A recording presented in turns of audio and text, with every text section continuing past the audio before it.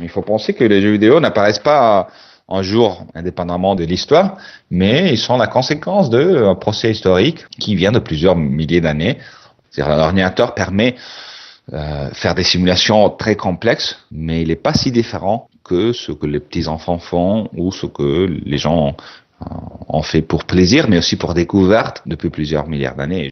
Pour moi, le conseil de biologie, c'est équivalent 100% du conseil de Game Studies ou études de jeux en anglais. Quand j'ai proposé ce nom il y a plus d'une dizaine d'années, il n'y avait pas un nom pour décrire cet espace. Maintenant, c'est un espace qui est bien plus fort, qui est bien plus accepté socialement. Et je pense que ça va être normal de la même façon que maintenant c'est normal d'étudier la littérature, le cinéma, la radio. Bon, le jeu vidéo est une partie de notre culture et ils sont ici, ils vont pas partir. Pour moi, faire des jeux, c'est essayer d'exprimer des sensations, des idées. Et alors, quelquefois, ces idées sont plus sociales, plus politiques, mais c'est pas si différent de faire un jeu plus traditionnel.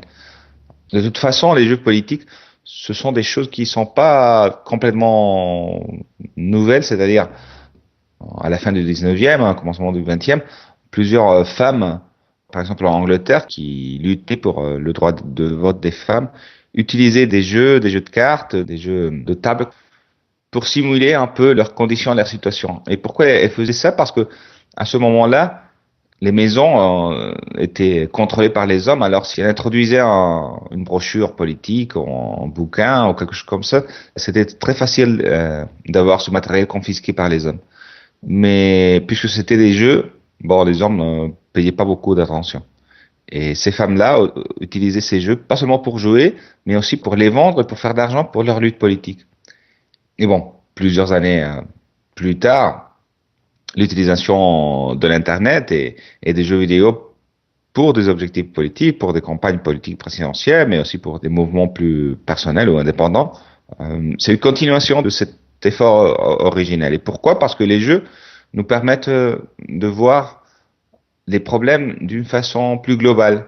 Je ne sais pas si c'est plus facile, mais sur une façon, pourquoi pas amusante, mais aussi intellectuellement riche, de essayer de comprendre des problèmes complexes. L'histoire a été que j'étais dans un avion le 11 septembre et alors quelques semaines plus tard, il m'a fallu monter à nouveau sur un avion. Alors j'ai pris mon portable et je me suis dit je vais faire un jeu sur cette situation complètement folle que j'étais en train de vivre pendant le vol. C'était un vol de 5 heures, alors le défi c'était de faire un jeu en 5 heures. Et à ce moment-là, les États-Unis étaient en train de bombarder l'Afghanistan, mais aussi de faire de l'aide humanitaire. C'était une situation assez contradictoire, surtout parce que quelquefois, la nourriture qui lançait des avions tombait sur les maisons et détruisait les maisons et même a tué quelques personnes. Alors j'ai fait un petit jeu qui s'appelait Kaboul Kaboom. Et alors, il y avait des bombes et des hamburgers qui tombaient du ciel. Quand je suis arrivé chez moi, je l'ai mis sur l'Internet. Et quelques jours plus tard, il y avait plus de 15 000 personnes en train de jouer. Et ça a été vraiment une surprise énorme pour moi de voir qu'il y avait des gens qui non seulement jouaient avec mon jeu, des gens un peu partout dans le monde, mais aussi qui faisaient des commentaires politiques sur la situation politique à partir de ce jeu-là. Ce sont des techniques différentes, mais ce sont des techniques complémentaires aussi. Par exemple, dans l'histoire du développement du langage cinématographique, il y a une utilisation énorme des conventions du cinéma politique.